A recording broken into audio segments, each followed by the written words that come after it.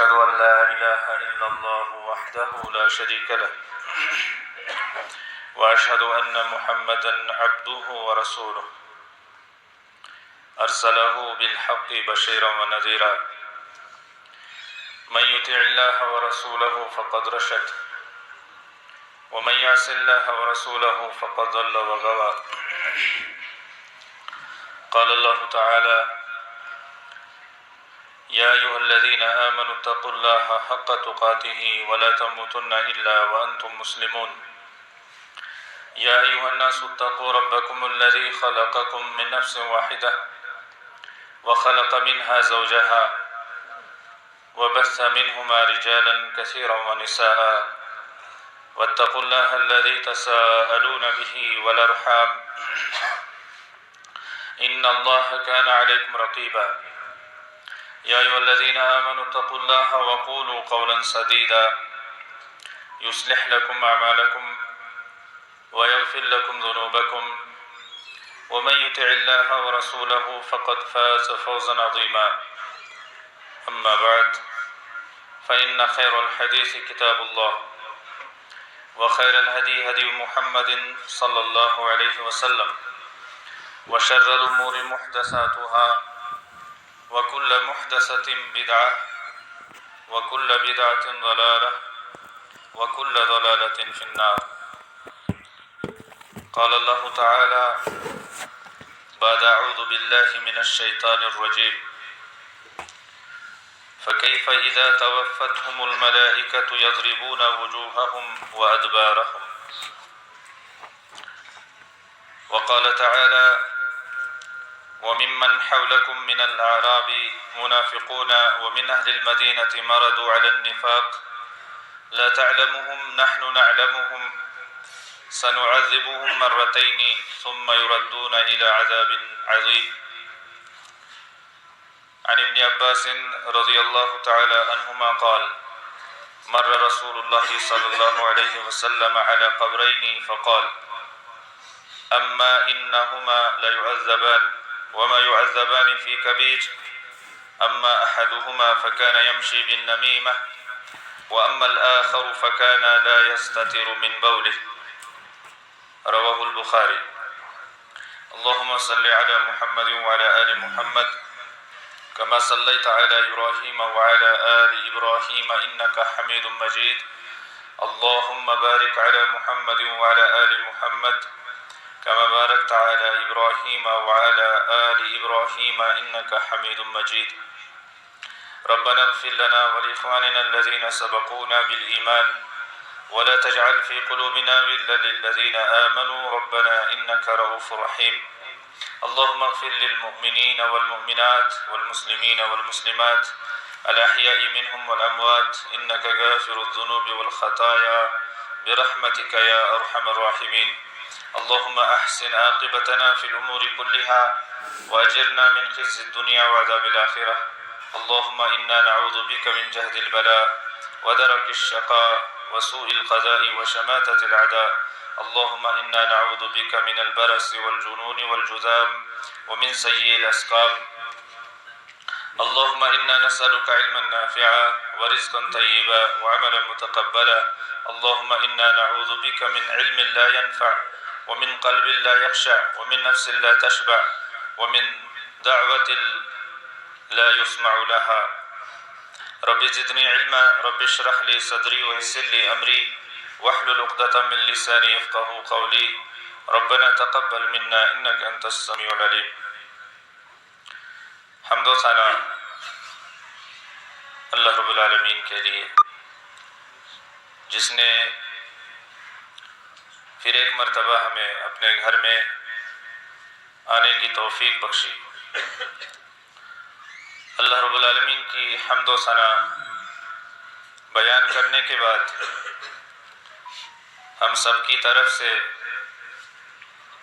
کروڑوں اربوں درود و سلام ہوں امام کائنات جناب محمد الرسول اللہ صلی اللہ علیہ وسلم کی ذات گرامی پر، جن کے بارے میں اللہ رب العالمین نے ارشاد فرمایا وَإِنَّكَ لَعَلَى خُلُقٍ عَظِيمٍ. اور بے شک آپ اخلاق عظیمہ کے بلند ترین مقام پر فائز ہیں۔ بے شک آپ سب سے بہترین اور سب سے عظیم اخلاق رکھنے والے ہیں۔ اللہ رب العالمین نے اس آیت کریمہ میں رسول اکرم صلی اللہ علیہ وسلم کے اخلاق عظیمہ کو بیان کیا ہے۔ ویسے تو رسول اللہ صلی اللہ علیہ وسلم کی عظمت اور آپ صلی اللہ علیہ وسلم کی تعریف اور آپ صلی اللہ علیہ وسلم کی نعت اور صفت بہت سارے لوگوں نے بیان کی ہے۔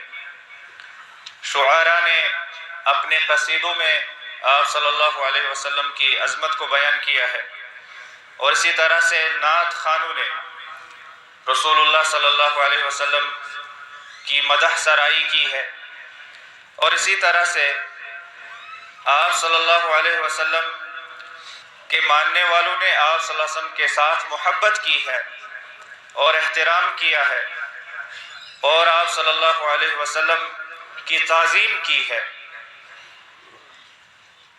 اور آپ صلی اللہ علیہ وسلم کے ماننے والے رسول اللہ صلی اللہ علیہ وسلم کے متبعین اور فرمانبرداری کرنے والے لوگوں نے آپ صلی اللہ علیہ وسلم کے ساتھ محبت کی ہے، لیکن ساتھ میں آپ صلی اللہ علیہ وسلم کے جو دشمن تھے آپ صلی اللہ علیہ وسلم کے زمانے میں یا بعد کے زمانوں میں، انہوں نے بھی آپ صلی اللہ علیہ وسلم کا احترام کیا ہے، اور آپ صلی اللہ علیہ وسلم کا نام ادب کے ساتھ لیا ہے۔ لیکن یہ سب کچھ ہونے کے باوجود اللہ تعالیٰ کا کلام اتنا فصیح اور بلیغ ہے کہ کسی بشر کا کلام وہاں تک نہیں پہنچ سکتا ہے۔ اسی لیے اس آیت کریمہ میں اللہ تعالیٰ نے رسول اللہ صلی اللہ علیہ وسلم کی تعریف جس بلیغ اور فصیح اور جامع انداز کے اندر بیان کی ہے اور مختصر الفاظ میں بیان کی ہے، یہاں تک کوئی بھی بشر نہیں پہنچ سکتا ہے۔ اس لیے اللہ تعالیٰ نے فرمایا وَإِنَّكَ لَعَلَىٰ خُلُقٍ عَظِيمٍ، کہ بے شک آپ یعنی محمد صلی اللہ علیہ وسلم اخلاق کے عظیم اور بلند ترین مقام پر فائز ہیں۔ آپ کے اخلاق عظیم ہیں۔ اخلاق تین طرح کے ہوتے ہیں، ایک ہوتے ہیں اخلاق کریمہ، دوسرے ہوتے ہیں اخلاق حسنہ، تیسرے ہوتے ہیں اخلاق عظیمہ۔ ان تینوں کو ہم مثال سے سمجھتے ہیں۔ اخلاق کریمہ یہ ہوتا ہے کہ ایک انسان آپ کو کوئی چیز کھلاتا ہے تو بدلے میں آپ بھی اس کو کوئی چیز کھلاتے ہیں، یہ اخلاق کریمہ ہے۔ اور اخلاق حسنہ یہ ہوا کہ ایک انسان آپ کو کچھ بھی نہیں کھلاتا ہے لیکن پھر بھی آپ اس کو کچھ کھلاتے ہیں، یہ اخلاق حسنہ ہے۔ لیکن ایک انسان ایسا ہے جو آپ کو گالیاں دیتا ہے، کھلانے کی بات ہی نہیں ہے لیکن آپ کو گالیاں دیتا ہے، لیکن آپ پھر بھی اس کو کھلا رہے ہیں گالیاں دینے کے باوجود۔ تو یہی انداز تھا محمد الرسول اللہ صلی اللہ علیہ وسلم کا۔ آپ صلی اللہ علیہ وسلم کی تعریف اور مدح سرائی شعراء کرام نے کی ہے۔ ایک شاعر جو عربی کا شاعر ہے وہ آپ صلی اللہ علیہ وسلم کے بارے میں کہتا ہے بِمُحَمَّدٍ كُلُّ الْمَفَاخِرِ تَبْتَدِي، دنیا کے اندر جتنی بھی عظمتیں ہیں وہ محمد صلی اللہ علیہ وسلم سے شروع ہوتی ہے۔ عظمت یہاں سے شروع ہوتی ہے، مقام اور مرتبہ اور بلندی یہاں سے شروع ہوتی ہے۔ اور فرمایا وَيَهْدِي وَبِهَدِيهِ كُلُّ الْخَلِيقَةِ تَهْتَدِي،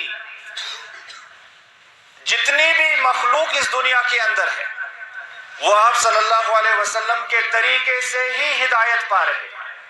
آپ صلی اللہ علیہ وسلم کے طریقے اور آپ صلی اللہ علیہ وسلم کی لائی ہوئی شریعت کو مان کر ہی وہ ہدایت یافتہ ہو رہے ہیں.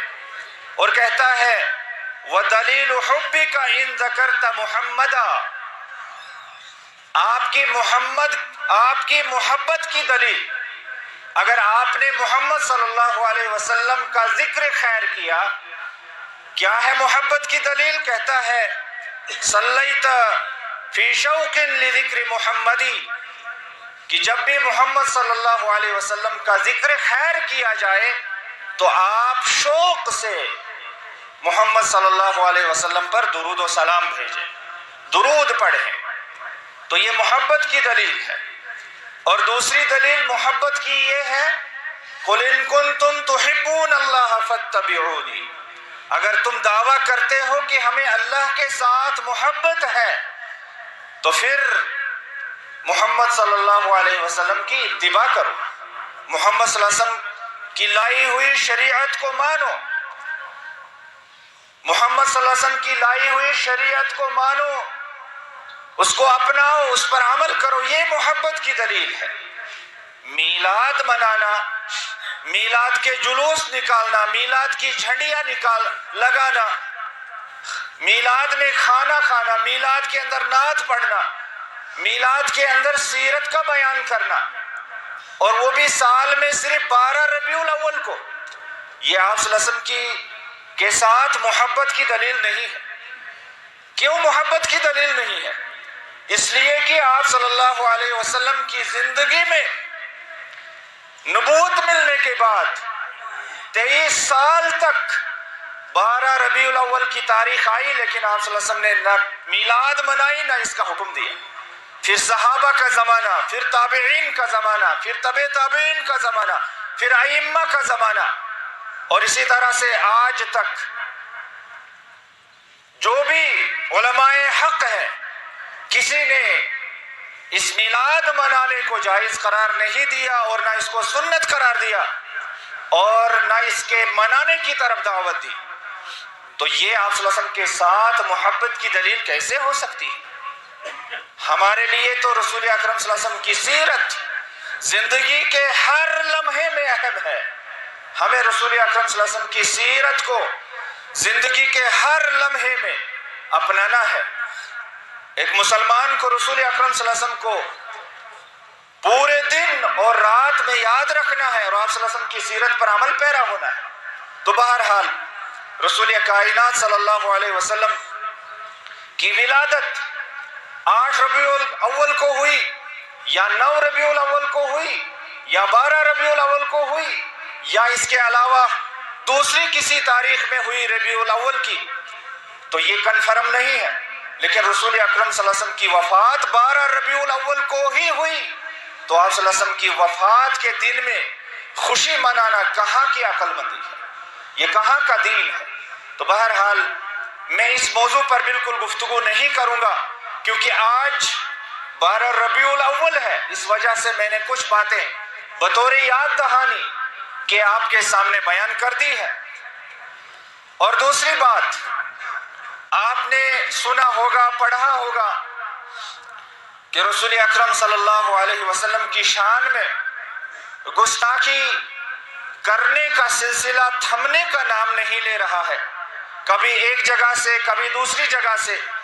تو بہرحال اس سلسلے میں اللہ تعالیٰ نے ہمیں باخبر کیا ہے کہ گستاخیاں کرنے والے جتنی بھی گستاخیاں کر لیں، لیکن اللہ رب العالمین نے فرما دیا ہے وَرَفَعْنَا لَكَ ذِكْرَكَ، ہم نے آپ کے ذکر خیر کو بہت بلندی عطا فرمائی، ہم نے آپ کے ذکر کو، آپ کے مقام کو بہت بلندی عطا فرمائی.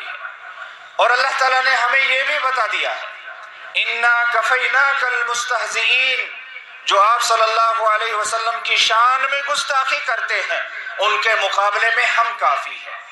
ہم اللہ کے رسول صلی اللہ علیہ وسلم کے مقابلے میں ان کا دفاع کرنے کے لیے، ہم ان گستاخی کرنے والوں کے لیے کافی ہیں. یہ اللہ تعالیٰ نے ہمیں خوشخبری سنائی ہے، اللہ تعالیٰ نے ہمیں باخبر کر دیا اس بارے میں، لہٰذا ضرورت ایسے موقعوں پر اس بات کی ہے کہ ہم رسول کریم صلی اللہ علیہ وسلم کی سیرت کو، آپ صلی اللہ علیہ وسلم کے اسوے کو جانیں، پڑھیں، اس کی معرفت حاصل کریں اور اس پر عمل پیرا ہونے کی کوشش کریں۔ یہی رسول اکرم صلی اللہ علیہ وسلم کی طرف سے ہمارا دفاع ہوگا۔ اسی طریقے سے ہم رسول کائنات صلی اللہ علیہ وسلم کا دفاع کر سکتے ہیں کہ ہم آپ صلی اللہ علیہ وسلم کی ایک ایک سنت کو مانیں، ایک ایک سنت کو پڑھیں اور ایک ایک سنت کو لوگوں تک پہنچائیں۔ یہ آپ صلی اللہ علیہ وسلم کا دفاع کرنے کا بہت بہترین طریقہ ہے۔ اور دوسرے جس انداز سے بھی آپ رسول اکرم صلی اللہ علیہ وسلم کا دفاع کر سکتے ہیں آپ کریں، لیکن سب سے بہترین طریقہ یہ ہے کہ آپ صلی اللہ علیہ وسلم کی سیرت کو مانا جائے، احادیث کو پڑھا جائے، سنن کو دیکھا جائے اور ان پر پھر عمل کیا جائے اور وہ باتیں پھر لوگوں تک پہنچائی جائے۔ تو بہرحال میں اپنے موضوع کی طرف آتا ہوں۔ جیسا کہ آپ جانتے ہیں، عالم آخرت، عالم برزخ، عالم قبر کے تعلق سے پچھلے چند جمعوں سے میں آپ کے سامنے کچھ آیات اور احادیث کی روشنی میں بات کر رہا ہوں۔ آج اسی سلسلے کو میں آگے بڑھاتا ہوں۔ آج آپ کے سامنے میں عذاب قبر کے اسباب کو بیان کروں گا۔ وہ کون سے اعمال ہیں، وہ کون سے اسباب ہیں، وہ کون سی وجوہات ہیں جن کی وجہ سے، جن کی بنیاد پر ایک انسان کو قبر میں عذاب ہوگا، قبر میں وہ عذاب کا شکار ہوگا۔ تو آئیے اسی کی تفصیل آپ کے سامنے رکھنے کی کوشش کرتا ہوں۔ سب سے پہلی بات، الکفر باللہ وجحودہ والشرک بہ، اللہ رب العالمین کی ذات کا انکار کرنا، اللہ رب العالمین کی صفات کا انکار کرنا، یا اللہ رب العالمین کے ساتھ کسی دوسرے کو شریک ٹھہرانا۔ یہ وہ سبب ہے، یہ وہ وجہ ہے جس کی بنیاد پر ایک انسان کو قبر میں عذاب ہوگا، قبر میں اس کو عذاب سے دوچار ہونا پڑے گا۔ اللہ تعالیٰ نے قرآن مجید کے اندر ارشاد فرمایا ہے، وَلَوْ تَرَى إِذْ يَتَوَفَّى الَّذِينَ كَفَرُوا الْمَلَائِكَةَ يَضْرِبُونَ وُجُوهَهُمْ وَأَدْبَارَهُمْ وَذُوقُوا عَذَابَ الْحَرِيقِ۔ فرمایا اگر تم دیکھو گے کہ جب فرشتے کافروں کی جان لے لیتے ہیں، کفار کی جب فرشتے جان قبض کرتے ہیں، ان کی روح کو قبض کرتے ہیں، فرمایا کہ یہ فرشتے یضربون وجوہہم وادبارہم، پھر جان قبض کرنے کے بعد ان کے چہروں کو مارتے ہیں اور ان کی پیٹھ کو مارتے ہیں، ان کے ادبار اور ان کے وجوہ کو مارا جاتا ہے اور ان سے کہا جاتا ہے وذوقوا عذاب الحریق، اور یہ آگ کا عذاب کا مزہ تم چکھ لو، اس جہنم کے عذاب کا مزہ تم چکھ لو۔ تو یہاں پر اللہ رب العالمین نے کفار کی موت کا بیان کیا اور مرنے کے بعد ان کے چہروں کے مارے جانے کا بیان کیا، ان کی پیٹھ کو مارے جانے کا بیان کیا، اور ان سے پھر کہا جائے گا کہ جہنم کے عذاب کا مزہ چکھتے رہو۔ تو یہ وہ وجہ ہے، یہ وہ سبب ہے جس کی وجہ سے ایک انسان کو قبر میں عذاب ہوگا۔ اگر اس نے دنیا میں اللہ کو نہیں مانا ہوگا، اللہ رب العالمین کا انکار کیا ہوگا اور اللہ کے ساتھ دوسروں کو شریک بنایا ہوگا، تو قبر کے اندر جب اس کو دفن کیا جائے گا، جب یہ مرے گا تو اس کو وہاں پر عذاب سے دوچار ہونا پڑے گا۔ اور فرمایا ذَلِكَ بِمَا قَدَّمَتْ أَيْدِيكُمْ وَأَنَّ اللَّهَ لَيْسَ بِظَلَّامٍ لِّلْعَبِيدِ، اور ان سے کہا جائے گا یہ عذاب جو تمہیں ہو رہا ہے، یہ عذاب جو تمہیں دیا جا رہا ہے، اس تکلیف میں جو تم مبتلا ہو رہے ہو، یہ پریشانی جس کا تم سامنا کر رہے ہو، یہ اسی کا نتیجہ ہے جو تم نے اپنے ہاتھوں سے کمایا اور آگے بھیج دیا۔ اور اس دنیا میں رہ کر اس نے اپنے ہاتھوں سے کیا کمایا؟ اس نے اللہ کا انکار کیا، اس نے اللہ رب العالمین کے ساتھ دوسروں کو شریک ٹھہرایا۔ یہی اس نے کمایا اور آگے بھیج دیا، آج اسی کا نتیجہ یہ نکل رہا ہے کہ اس کے چہرے کو مارا جا رہا ہے، اس کی پیٹھ کو، اس کے بیک کو مارا جا رہا ہے، اور آج یہ عذاب سے دوچار ہو رہا ہے۔ تو یہ شرک، یہ کفر، یہ عذاب کا سبب بننے والا ہے۔ لہذا اس بات سے لوگوں کو باز آ جانا چاہیے۔ اللہ رب العالمین کی ذات، اللہ رب العالمین کی صفات، اللہ رب العالمین کی الوہیت اور ربوبیت اور رزاقیت اور اللہ تعالیٰ کا مالک ہونا، اللہ رب العالمین کا مختار کل ہونا، ان ساری باتوں کو ایک انسان مانے اور ان پر ایمان لائے، اس سے وہ عذاب قبر سے بچ جائے۔ اللہ رب العالمین نے ایک اور آیت کے اندر ارشاد فرمایا ہے فَكَيْفَ إِذَا تَوَفَّتْهُمُ الْمَلَائِكَةُ يَضْرِبُونَ وُجُوهَهُمْ وَأَدْبَارَهُمْ، اس وقت ان لوگوں کا حال کیا ہوگا جب فرشتے ان کے چہروں کو مار رہے ہوں گے اور ان کی پیٹھ کو مار رہے ہوں گے۔ کیا حال ہوگا؟ انتہائی برا حال ہوگا، انتہائی خطرناک لمحہ ہوگا وہ ایک انسان کے لیے، جب فرشتے اس کو عذاب دینے کے لیے، اس کو اللہ کی طرف سے عذاب دینے کے لیے مار رہے ہوں گے، اس کے چہرے کو مار رہے ہوں گے، اس کے جسم کو تکلیف دے رہے ہوں گے۔ یہ انتہائی خطرناک لمحہ ہوگا، انتہائی بھیانک یہ ماحول ہوگا۔ اللہ رب العالمین نے یہی ماحول ہمیں یاد رکھنے کی دعوت دی ہے کہ اس ماحول کو ہم یاد رکھیں، اس حالت کو ہم یاد رکھیں کہ کل اس حالت سے ہمیں بھی دوچار ہونا پڑے گا۔ اللہ رب العالمین ہمیں قبر کے عذاب سے بچائے۔ اور دوسرا سبب، یہ تو پہلا سبب تھا کہ قبر کے اندر عذاب کن چیزوں کی بنیاد پر ہوگا۔ دوسرا سبب ہے نفاق۔ نفاق کہتے ہیں ظاہر میں مسلمان ہونا اور اندرونی طور پر مسلمان نہ ہونا۔ ظاہر میں لگ رہا ہے کہ مسلمان ہے، لیکن اس کا باطن، اس کا اندرون مسلمان نہیں ہے، یہ نفاق ہے۔ تو اس نفاق کی وجہ سے، اس منافقت کی وجہ سے کل قبر کے اندر اس انسان کو جو منافق تھا دنیا کے اندر، اس کو عذاب ہوگا۔ اللہ رب العالمین نے فرمایا وَمِمَّنْ حَوْلَكُمْ مِنَ الْأَعْرَابِ مُنَافِقُونَ وَمِنْ أَهْلِ الْمَدِينَةِ مَرَضُوا عَلَى النِّفَاقِ، فرمایا اللہ رب العالمین نے تمہارے آس پاس جو دیہاتی لوگ ہیں ان میں سے کچھ لوگ ایسے ہیں جو منافق ہیں، جو گاؤں میں رہنے والے ہیں۔ مدینہ کی بات ہو رہی ہے، رسول اکرم صلی اللہ علیہ وسلم کے زمانے کی بات ہو رہی ہے۔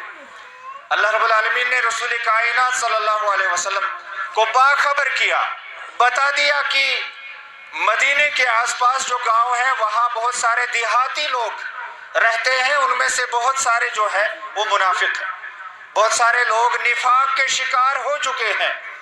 فرمایا وَمِنْ أَهْلِ الْمَدِينَةِ، صرف گاؤں والے منافقت کے شکار نہیں ہیں، اہل مدینہ میں سے بھی بہت سارے لوگ نفاق کے شکار ہو چکے ہیں۔ رسول اکرم صلی اللہ علیہ وسلم کے زمانے میں اور مدینہ کے اندر بہت سارے منافق موجود تھے، جیسا کہ آپ یہ بات اچھی طرح سے جانتے ہیں اور آپ نے سنی بھی ہوگی اور پڑھی بھی ہوگی۔ اللہ رب العالمین نے فرمایا مَرَضُوا عَلَى النِّفَاقِ، یہ لوگ نفاق میں پڑ چکے ہیں، نفاق کے شکار ہو چکے ہیں۔ اللہ تعالیٰ نے فرمایا لَا تَعْلَمُهُمْ نَحْنُ نَعْلَمُهُمْ، آپ کو ان کے بارے میں نہیں پتا کون کون منافق ہے، کون کون منافق ہے ان لوگوں میں سے، آپ کو اس کی خبر نہیں۔ نَحْنُ نَعْلَمُهُمْ، ہم اچھی طرح سے ان لوگوں کو جانتے ہیں، پہچانتے ہیں کہ ان میں سے کون کون انسان منافق ہے، جو ظاہر میں مسلمان ہے لیکن اندرونی طور پر مسلمان نہیں ہے، دکھاوے کے لیے مسلمان، آپ کے ساتھ نماز بھی پڑھتا ہے، اللہ کے راستے میں خرچ بھی کرتا ہے، اور بعض اوقات آپ کے ساتھ جنگیں لڑنے کے لیے تیار بھی ہے، لیکن اندرونی طور وہ مسلمان نہیں ہے، اندرونی طور پر اس نے اسلام کو قبول کیا ہی نہیں ہے، اس نے ایمان کو اندر سے مانا ہی نہیں ہے، ظاہری وہ مسلمان ہے۔ تو اللہ رب العالمین نے ایسے لوگوں کے بارے میں فرمایا سَنُعَذِّبُهُمْ مَرَّتَيْنِ، ایسے لوگوں کو ہم 2 بار عذاب کریں گے، ایسے لوگوں کو کتنی بار عذاب ہوگا؟ 2 بار عذاب کریں گے ہم ایسے لوگوں کو۔ اللہ رب العالمین نے فرمایا ثم یردون الی عذاب شدید، پھر ان کو الی عذاب عظیم، ایک عظیم اور زبردست عذاب میں ان کو گرفتار کیا جائے گا، پھر ان کو ایک عظیم عذاب میں مبتلا کیا جائے گا۔ تو یہاں پر مفسرین کرام فرماتے ہیں کہ یہاں پر 2 بار عذاب کرنے کا ذکر اس آیت کے اندر ہے، اور وہ پہلی بار کا عذاب قبر میں ہوگا۔ تو منافقت کی وجہ سے ایک انسان کو قبر میں عذاب ہوگا، لہذا منافقت کو ایک انسان چھوڑ دے وہ قبر کے عذاب سے بچ جائے گا۔ اگر کوئی ظاہری مسلمان ہے، دل سے مسلمان نہیں، تو اس کو چاہیے کہ وہ زبان سے بھی مسلمان بنے اور دل سے بھی مسلمان بنے اور عمل سے بھی دکھا دے کہ میں واقعی مسلمان ہوں، تب جا کر وہ قبر کے عذاب سے بچے گا، ورنہ قبر کے عذاب میں گرفتار ہو سکتا ہے، قبر کے عذاب میں پھنس جائے گا۔ اور تیسرا سبب عذاب قبر کے لیے پیشاب کی چھینٹوں سے نہ بچنا اور چغل خوری کرنا۔ پیشاب کی چھینٹوں سے نہ بچنا اور چغل خوری کرنے سے نہ بچنا، یہ 2 سبب ایسے ہیں جن کی وجہ سے ایک انسان کو کل قبر میں عذاب ہو سکتا ہے۔ عبداللہ بن عباس رضی اللہ تعالی عنہما بیان فرماتے ہیں کہ رسول اللہ صلی اللہ علیہ وسلم 2 قبروں سے گزرے تو فرمایا اما انہما لیعذبان، یہ 2 قبر والے جو یہاں پر ہیں ان کو عذاب ہو رہا ہے، اور آپ اللہ کے رسول تھے صلی اللہ علیہ وسلم، اللہ تعالیٰ نے آپ کو وہ چیزیں بتا دی، غیب کی کچھ ایسی چیزیں بتا دی جو ایک رسول کے سوا دوسرا کوئی نہیں جان سکتا ہے۔ تو اللہ رب العالمین نے رسول کائنات صلی اللہ علیہ وسلم کو ان 2 قبر والوں کے عذاب کے بارے میں بتا دیا، جانکاری دے دی، تو آپ صلی اللہ علیہ وسلم نے اسی بنیاد پر کہہ دیا کہ ان 2 قبر والوں کو قبر میں عذاب ہو رہا ہے، اور فرمایا کہ ان کے مطابق یا تم لوگوں کے مطابق کوئی بڑا گناہ یہ نہیں کرتے تھے جس کی وجہ سے ان کو یہ عذاب ہو رہا ہے۔ تو رسول کائنات صلی اللہ علیہ وسلم نے ان 2 گناہوں کی وضاحت فرمایا اما احدهما فكان يمشي بالنميمة، ان میں سے ایک آدمی ایسا تھا جو چغلیاں ادھر ادھر لے جایا کرتا تھا، یہاں کی بات وہاں پہنچایا کرتا تھا، وہاں کی بات یہاں پہنچایا کرتا تھا، اور اس طرح سے معاشرے کے اندر لوگوں کے درمیان بہت بڑا فساد برپا کیا کرتا تھا۔ تو ایسے انسان کو قبر میں عذاب ہوگا، جو چغلیاں یہاں سے وہاں چغل خوری کرتا ہے اور بات یہاں کی وہاں، وہاں کی یہاں لے جاتا ہے اور لے آتا ہے، تو ایسا انسان چغل خور کہلاتا ہے، نمام کہلاتا ہے، تو ایسے انسان کو قبر میں عذاب ہوگا۔ تو رسول کائنات صلی اللہ علیہ وسلم نے فرمایا ایک کو تو چغلی کی وجہ سے عذاب ہو رہا ہے، وَأَمَّا الْآخَرُ فَكَانَ لَا يَسْتَتِرُ مِنْ بَوْلِهِ، وفی روایہ وَكَانَ لَا يَسْتَنزِهُ مِنْ بَوْلِهِ، ایک روایت میں یہ الفاظ ہیں کہ وہ اپنے آپ کو پیشاب کی چھینٹوں سے نہیں بچاتا تھا۔ الفاظ مختلف ہیں 2 روایتوں میں، لیکن معنی ایک ہی ہے کہ وہ انسان اپنے آپ کو پیشاب کی چھینٹوں سے نہیں بچاتا تھا، تو اس وجہ سے اس کو قبر میں عذاب ہو رہا ہے۔ لہٰذا ہمیں چغل خوریوں سے بچنا ہے، چغل خوریاں چھوڑ دینی ہے، ایسا نہ ہو کہ کل یہی قبر کے اندر ہمارے لیے عذاب کا سبب بن جائے۔ اور اسی طرح سے صفائی اور ستھرائی کا ہمیں اہتمام کرنا چاہیے۔ اگر ہم صفائی کا اہتمام کرتے ہیں، نجاست سے اپنے کپڑوں کو، اپنے آپ کو، اپنے ماحول کو اگر ہم پاک رکھتے ہیں تو ہم بچ جائیں گے، ورنہ اگر ہم نجاست سے اپنے آپ کو نہیں بچائیں گے تو یہ غفلت ہوگی اور یہ سستی ہوگی، یہ کاہلی ہوگی۔ اور اگر پیشاب کی چھینٹوں سے ایک انسان نہیں بچتا ہے، اپنے آپ کو نہیں بچاتا ہے، تو کل قیامت، کل قبر کے اندر برزخ میں وہ عذاب کا شکار ہوگا۔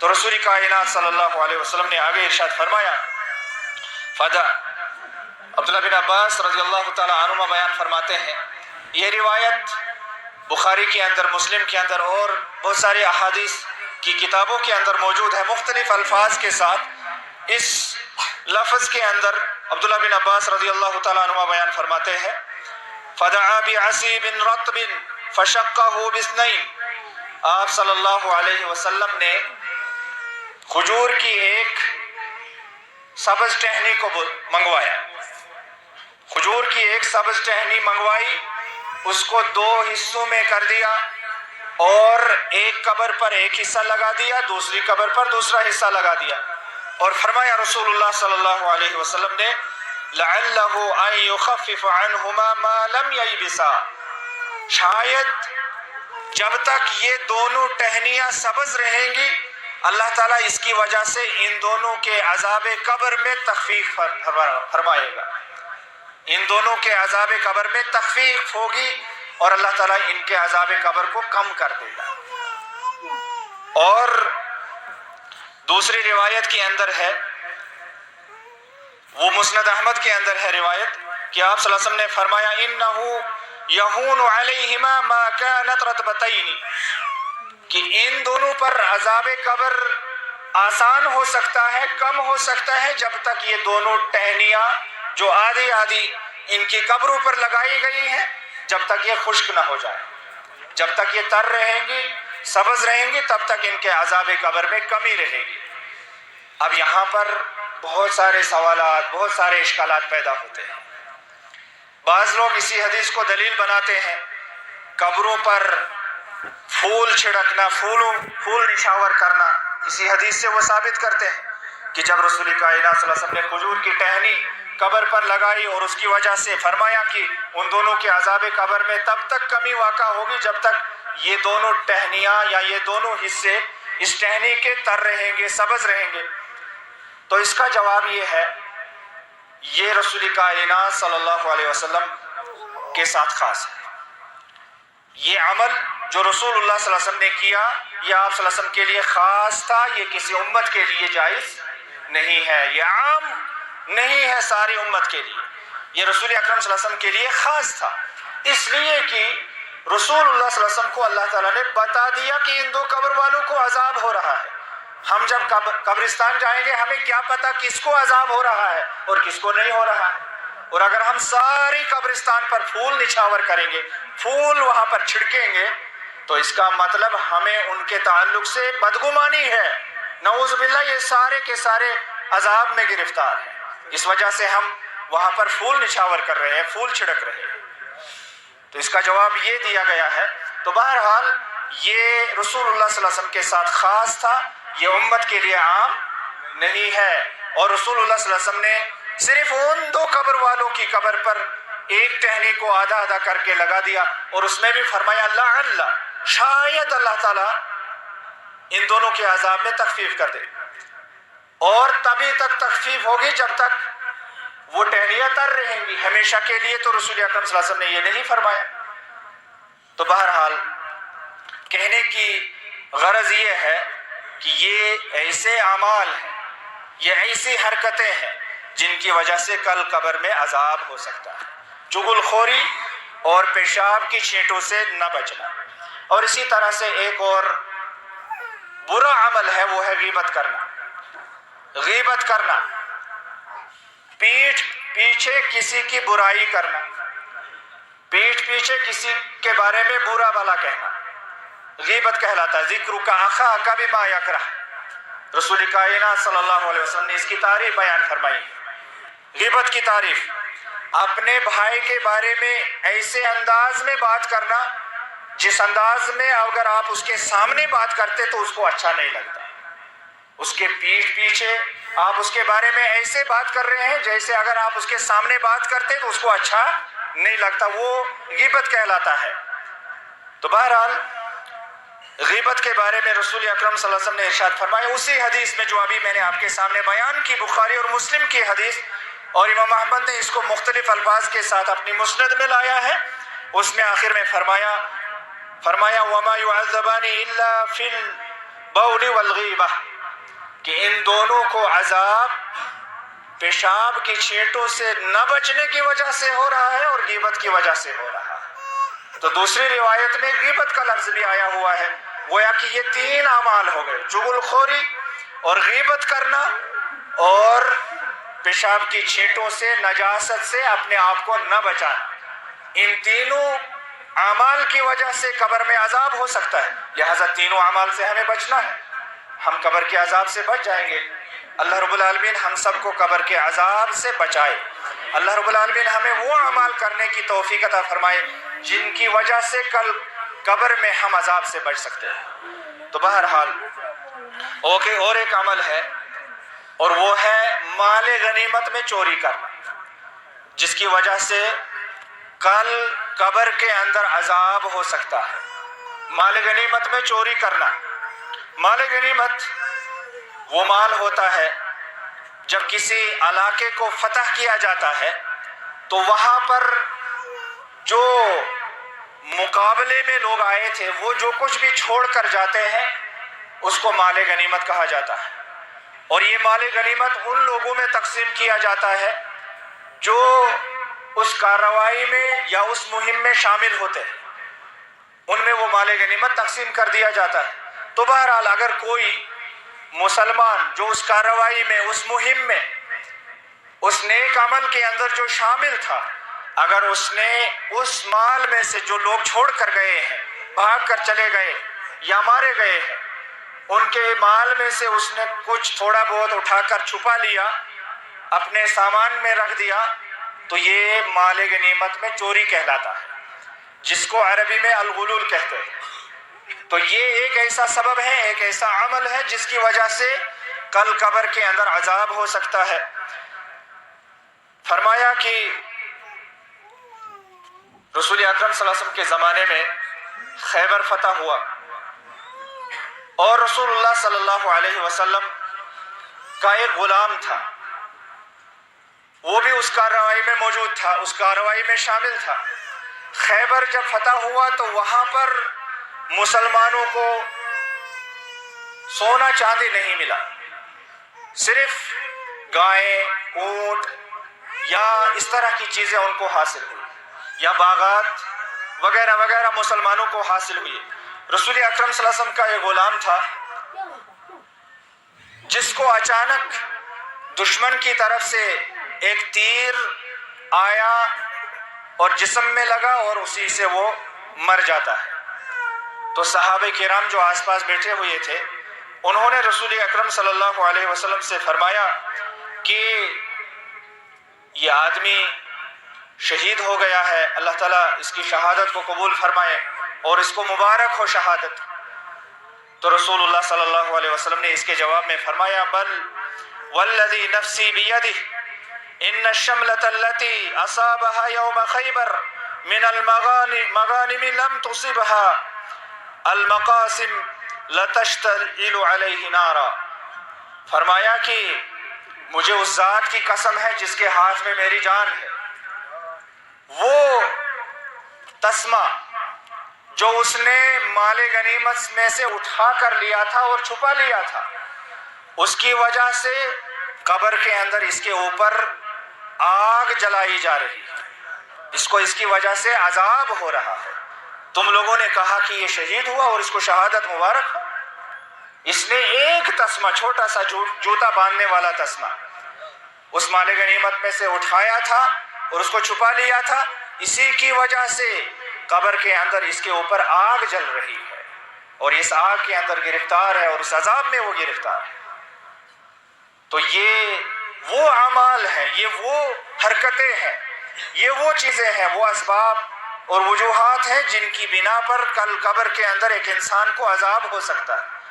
ورنہ اس صحابی نے تو جہاد کیا تھا، اس صحابی نے تو رسول اکرم صلی اللہ علیہ وسلم کا ساتھ دیا تھا، لیکن اس ایک غلطی کی وجہ سے یا اس ایک برے عمل کی وجہ سے رسول کائنات صلی اللہ علیہ وسلم نے ارشاد فرمایا کہ اس کو عذاب ہو رہا ہے۔ تو بہرحال یہ وہ اعمال ہے جن کی وجہ سے کل قیامت کے دن ایک انسان کو عذاب ہو سکتا ہے۔ اس حدیث پر امام بیہقی رحمۃ اللہ علیہ نے باب باندھا ہے، باب ما یخاف من عذاب القبر فی الغلول، کہ مال غنیمت میں چوری کرنے کی وجہ سے عذاب قبر کا خوف کیا جا سکتا ہے۔ عذاب قبر کا خوف مال غنیمت میں چوری کی وجہ سے، یہ عنوان امام بیہقی رحمۃ اللہ علیہ نے اس حدیث پر باندھا ہے۔ اس حدیث کا عنوان یہ قائم کیا ہے اور اشارہ اس طرف دیا ہے کہ یہ حدیث دلیل ہے اس بات کے لیے کہ اگر کوئی چوری کرتا ہے مال غنیمت میں تو اس کو قبر میں عذاب ہوگا۔ اور اسی طرح سے مظلوم کی مدد نہ کرنا، مظلوم کی مدد نہ کرنا یہ بھی عذاب قبر کو دعوت دینے کے برابر ہے۔ عبداللہ بن مسعود رضی اللہ تعالیٰ عنہ بیان فرماتے ہیں کہ رسول اللہ صلی اللہ علیہ وسلم نے ارشاد فرمایا امر بعبد من عباد اللہ ان یضرب فی قبرہ 100 جلدہ او 100 جلدہ، کہ اللہ کے بندوں میں سے ایک بندے کے بارے میں اللہ نے حکم دیا کہ اس کو قبر میں 100 کوڑے مارے جائے۔ یہ فرمان ہے محمد الرسول اللہ صلی اللہ علیہ وسلم کا۔ اور یہ حدیث امام طحاوی نے اپنی کتاب مشکل الآثار میں لائی ہے۔ تو فرمایا کہ اللہ تعالیٰ نے ایک بندے کے بارے میں حکم دیا کہ اس کو قبر میں 100 کوڑے مارے جائے، تو پھر فرمایا کہ اس نے رونا دھونا شروع کر دیا، سوال کرنا شروع کر دیا، دعا مانگنا شروع کر دیا، تو اللہ تعالیٰ نے فرمایا کہ نہیں، اب اس کے عذاب میں تخفیف کر دو، کمی کر دو، اور اس کو اب صرف ایک کوڑا مارا جائے۔ تو بہرحال فرماتے ہیں فَامْتَلَأَ قَبْرُهُ عَلَيْهِ نَارًا، اس کو جب ایک کوڑا مارا گیا، جب فرشتوں نے اس کو صرف ایک ہی کوڑا مارا، 100 کوڑے اب نہیں مارے، اب اس کو ایک ہی کوڑا مارا گیا، اس ایک کوڑا مارنے کی وجہ سے اس کے اوپر اس کی قبر آگ سے بھر جاتی ہے، آگ سے بھر جاتی ہے۔ پھر وہ سوال کرتا ہے مجھے کوڑا کیوں مارا گیا اور میرے اوپر یہ قبر آگ سے کیوں بھر گئی؟ یہ رسول اللہ صلی اللہ علیہ وسلم کا فرمان ہے۔ فرمایا اس سے کہا گیا کہ انک صلیت صلاۃ بغیر طہور، ایک مرتبہ تو نے بغیر وضو کے نماز پڑھی تھی، ایک مرتبہ تو نے بغیر وضو کے نماز پڑھی تھی جس کی وجہ سے تجھے آج ایک کوڑا مارا گیا اور تیری قبر آگ سے بھر گئی ہے۔ اور دوسری وجہ یہ کہ وَمَرَرْتَ عَلَى مَظْلُومٍ فَلَمْ تَنْصُرْهُ، اور تم ایک مظلوم سے گزرے، تم نے اس کی مدد ہی نہیں کی، تم نے اس مظلوم کی مدد نہیں کی، حالانکہ تم اس کی مدد کر سکتے تھے، چاہے زبان سے، چاہے ہاتھ سے، چاہے کسی اور طریقے سے۔ مظلوم انسان کئی طریقوں سے ہو سکتا ہے اور اس کی مدد بھی کئی طریقوں سے ہو سکتی ہے، لیکن تم نے اس کی مدد کرنے کا بالکل سوچا بھی نہیں، وہاں دیکھا اور گزر گئے، مجھے کیا ہے اس کے ساتھ، اس کا معاملہ الگ ہے اور میرا معاملہ الگ ہے۔ تو اس وجہ سے تم نے اس کی طرف دھیان بھی نہیں دیا، اس وجہ سے تیرے اوپر آج یہ عذاب ہو رہا ہے۔ امام قسطلانی اس حدیث کے بعد فرماتے ہیں یہ تو حال ہے مظلوم کی مدد نہ کرنے کا۔ سوچنے کی بات ہے، غور کرنے کی بات ہے، مظلوم کی مدد نہ کرنے کا یہ حال ہے۔ اب اگر کوئی انسان کسی پر ظلم کرتا ہے اس کا حال کیا ہوگا؟ جو ظالم ہوگا اس کا کیا حال ہوگا؟ یہ تو مظلوم کی مدد نہ کرنے کا حال اتنا برا ہے، پھر ظالم کا حال کتنا برا اور کتنا بھیانک اور کتنا خطرناک ہوگا، اس کا ہم اندازہ ہی نہیں کر سکتے۔ تو یہ بھی ایک ایسا عمل ہے، بغیر وضو کے نماز پڑھنا یا مظلوم کی مدد نہ کرنا، جس کی وجہ سے قبر میں عذاب ہو سکتا ہے۔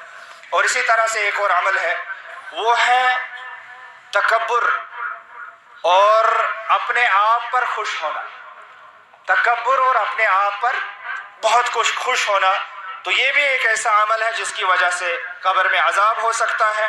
عبداللہ بن عمر رضی اللہ تعالیٰ عنہ بیان فرماتے ہیں کہ رسول اللہ صلی اللہ علیہ وسلم نے ارشاد فرمایا بینما رجل یجر ازارہ من الخیلاء خسف خسف به فهو يتجلجل في الارض الى يوم القیامہ، رواہ البخاری۔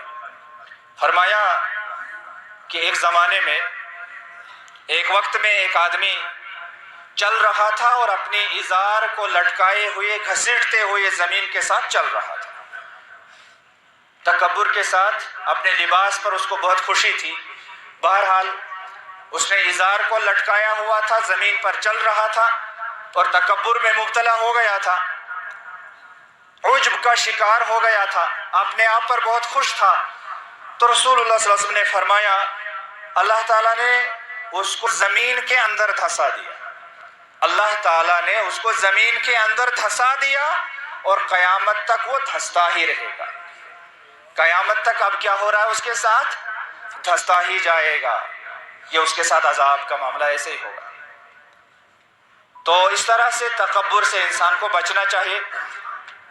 اور ابو ہریرہ رضی اللہ تعالیٰ عنہ بیان فرماتے ہیں کہ ایک آدمی تکبر کر رہا تھا اپنے لباس کے بارے میں، اس نے ایک خوبصورت جوڑا پہنا، لباس پہنا، ایک لباس زیب تن اس نے کیا اور پھر وہ تکبر میں مبتلا ہو گیا۔ اور دوسری بات معجب بجمتہ، اور اس نے بال رکھے ہوئے تھے، بڑے سجائے ہوئے تھے اپنے سر کے بال، خوبصورت انداز میں اس نے بال بنا کے اور کپڑے پہن کے وہ تکبر کے ساتھ چل رہا تھا۔ تو رسول اللہ صلی اللہ علیہ وسلم نے ارشاد فرمایا اذ خسف اللہ بہ، تبھی جا کر اچانک اللہ تعالیٰ نے اس کو زمین کے اندر گاڑ دیا، اس کو دھسا دیا، فَهُوَ يَتَجَلْجَلُ فِيهَا إِلَى يَوْمِ الْقِيَامَةِ، رواہ مسلم۔ فرمایا کہ وہ اب قیامت تک ایسے ہی زمین کے اندر دھستا ہی جائے گا۔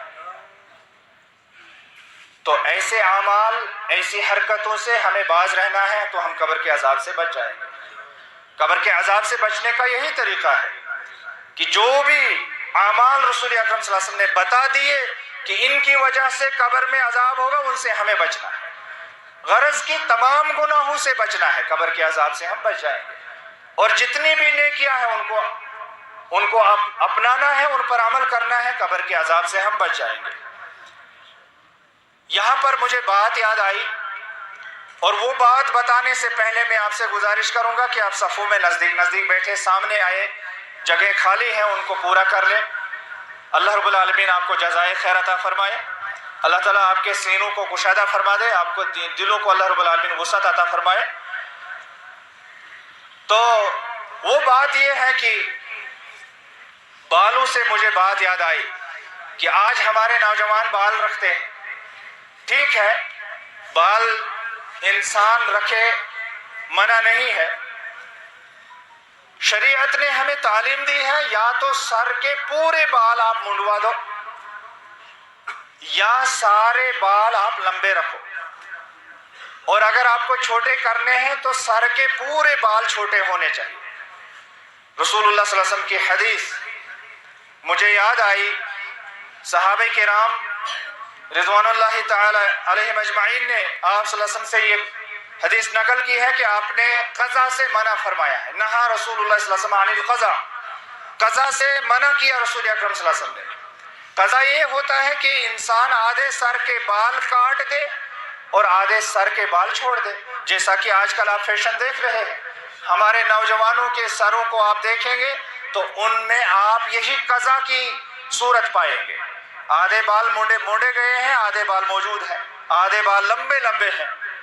اور دوسری حدیث رسول اللہ صلی اللہ علیہ وسلم نے ارشاد فرمایا من تشبہ بقوم فہو منہم، اصل میں یہ ہمارے نوجوان کسی کی نقالی کر رہے ہیں، کسی کی تقلید کر رہے ہیں، فلاں نے ایسے بال رکھے ہیں تو ہم بھی رکھیں گے، فیشن ہے۔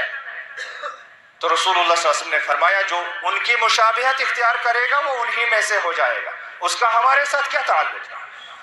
جس نے ہماری بات نہیں مانی، ہمارا طریقہ نہیں مانا، ہمارا اسوہ چھوڑ دیا، اس کا ہمارے ساتھ کیا تعلق جس نے کسی اور کا طریقہ اپنایا ہے؟ تو بہرحال ہم نوجوانوں سے یہ گزارش کرنا چاہتے ہیں، بالوں کا معاملہ ہے، لباس کا معاملہ ہے، دنیا کا معاملہ ہے، آخرت کا معاملہ ہے، آئیے اسلام کو پڑھیے، اسلام کو جانیے، اسلام کی معرفت حاصل کیجیے، یہاں آپ نجات پائیں گے، یہاں آپ کامیابی پائیں گے.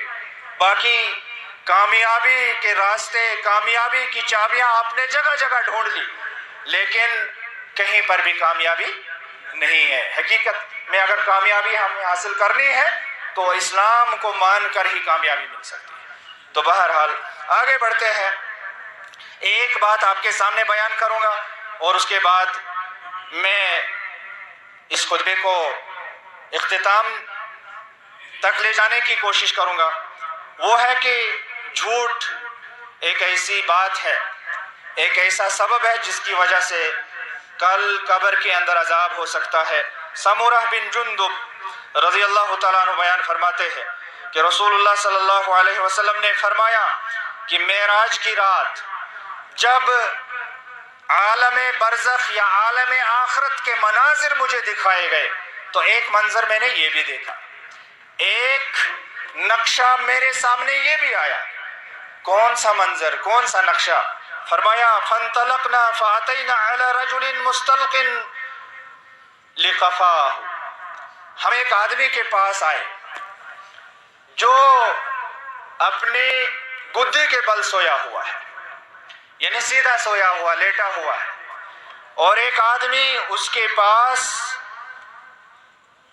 لوہے کا ایک اوزار لیے کھڑا ہوا ہے. دوسرا آدمی اسی کے پاس لوہے کا ایک اوزار لیے کھڑا ہوا ہے. فرمایا وَإِذَا هُوَ أَحَدُ شِقَّيْ وَجْهِهِ فَيُشَرْشِرُ شِدْقَهُ. تو وہ دوسرا آدمی، ایک آدمی تو لیٹا ہوا ہے اور دوسرا آدمی وہاں لوہے کا اوزار اور ہتھیار لیے کھڑا ہوا ہے، اور وہ دوسرا آدمی اس لیٹے ہوئے آدمی کے چہرے کو چیر ڈالتا ہے، یہاں تک کہ گدی تک لے جاتا ہے، انہیں گردن تک چیر دیتا ہے، اس کے چہرے اس کے ان جبڑوں کو چیر دیتا ہے.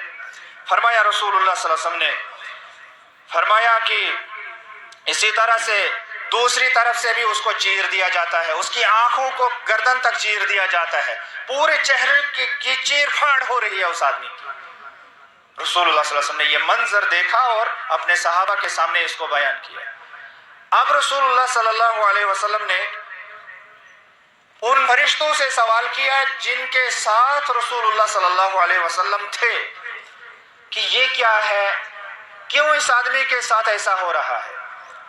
تو ان فرشتوں نے رسول اکرم صلی اللہ علیہ وسلم کو جواب دیا کہ جیسا کہ حدیث کے آخر میں رسول اکرم صلی اللہ علیہ وسلم نے ارشاد فرمایا انہ الرجل یغدو من بیتہ، کہ یہ وہ آدمی ہے جو صبح اپنے گھر سے نکلتا تھا، فیکذب الکذبہ تبلغ الآفاق، تو یہ ایک جھوٹ بولتا تھا گھر سے نکلنے کے بعد، جو جھوٹ پھیل جاتا تھا اور دنیا کے کونے کونے میں پہنچ جاتا تھا.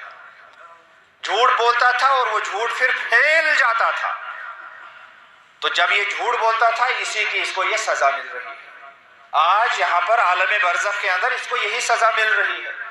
اس کے ساتھ یہی ہوتا رہے گا جب تک اللہ رب العالمین قیامت برپا کرے گا. تو یہ جھوٹ ہے جس کی وجہ سے قیامت سے پہلے عالم برزخ کے اندر، قبر کے اندر عذاب ہو سکتا ہے. ایک انسان جس چہرے سے جھوٹ بولتا تھا اسی چہرے کو آج چیرا جا رہا ہے، اسی چہرے کو آج کاٹا جا رہا ہے، اور کاٹنے والے فرشتے ہیں. اللہ رب العالمین ہمیں قبر کے عذاب سے نجات دے. اللہ رب العالمین ہمیں نیک عمل کرنے کی توفیق عطا فرمائے. اللہ رب العالمین ہمیں تمام قسم کے برے اعمال سے بچائے.